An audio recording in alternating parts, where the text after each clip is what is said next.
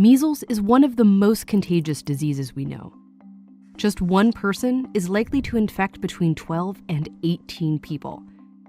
That number is called a disease's basic reproduction number, or R0. Scientists use it to describe how contagious a disease is. Zika, it has an R0 of up to 6.6, super contagious. But the seasonal flu, just a little over 1. And COVID-19, the disease caused by the coronavirus, just about 2.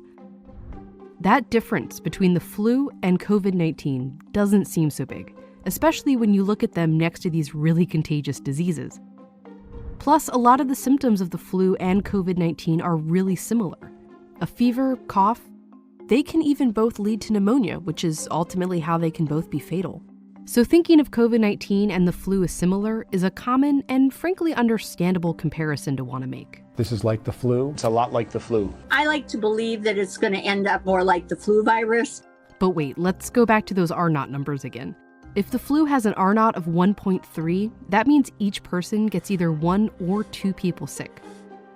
After 10 rounds, that's 56 total people. And if we run the model with COVID-19's R0 at 2, if one person with it gets 2 people sick who get 2 people sick, after 10 rounds, that's more than 2,000 people. This does not happen with the flu, because COVID-19 is very different, and understanding how is crucial to understanding how dangerous it really is, and why we have to take it so seriously. When we start to look for that comparison to the flu, we almost calm ourselves down. But unfortunately, that's not quite the right reaction here. Every year, the seasonal flu kills as many as 60,000 Americans. As of late March, COVID-19 has killed about 34,000 across the whole world. But scientists expect that number to go up, way up. Tens of thousands of people a year die of the flu. But we haven't had this for a year yet. We've only had this for a few months. The trouble is coming, and we can predict it, and we can see what's coming, at least to a certain extent. The first really big difference between COVID-19 and the flu is how long it takes you to feel sick. From the moment you're infected with COVID-19, it usually takes 5 days before you start to feel symptoms. But it can take as long as 12 or even 14 days. This is the incubation period, the time between when you catch it and when you first realize you're sick. And scientists think you could be contagious during most of this period. The flu, by comparison, has an average incubation period of just 2 days. You get sick, and pretty soon you feel sick, and you know you're contagious. This is what we're used to. But COVID-19 flips that around. You can be contagious and spreading it around for several days and up to 2 weeks before it even occurs to you that you're sick. And that leads to the next big difference. No human immune system had seen this virus before. Nobody has a natural immunity to it.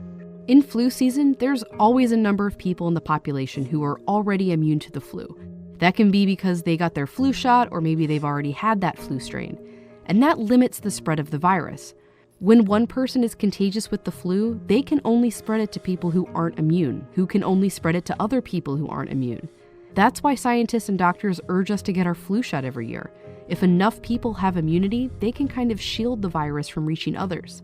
The more immunized people, the more they can protect those that are susceptible to the virus. But COVID-19 is brand new.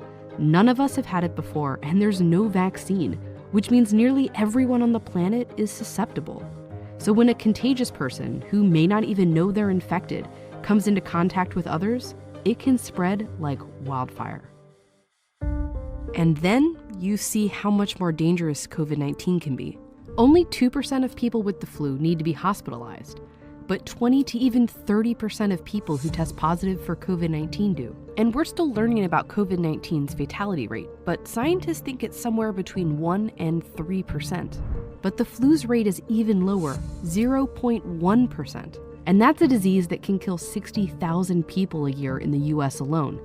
That's what Dr. Anthony Fauci, the US's leading infectious disease expert, tried to clear up to Congress. People always say, well, the flu does this, the flu does that. The flu has a mortality of 0.1%. Sure. This has a mortality of 10 times that. This is a really serious problem that we have to take seriously. And he's just talking about the average across all age groups. For older people or people with compromised immune systems, it can be way higher. And that's especially scary when you remember all the other things that are different about COVID-19. The infectiousness, how hard it is to know you have it, how susceptible we all are to it. Estimates vary, but some scientists have warned that between 20 and 60% of the world's population could become infected with the virus. Because COVID-19 has no cure and no vaccine, the only defense we have against it is social. We can take ourselves out of the chain, not with immunity, but with social distancing. Just physically not being around anyone and staying home as much as possible. But that only works if each of us takes it seriously, which is why comparing it to the flu, while understandable, is not helpful. It's natural to want to find a comparison, to want to make this seem small. When we use the flu as the backdrop, it almost numbs us, or it can numb us and make us maybe even feel better about the current situation, because the current situation is bad. So now is not the time to be numb. We need to be vigilant and then use our vigilance for useful actions.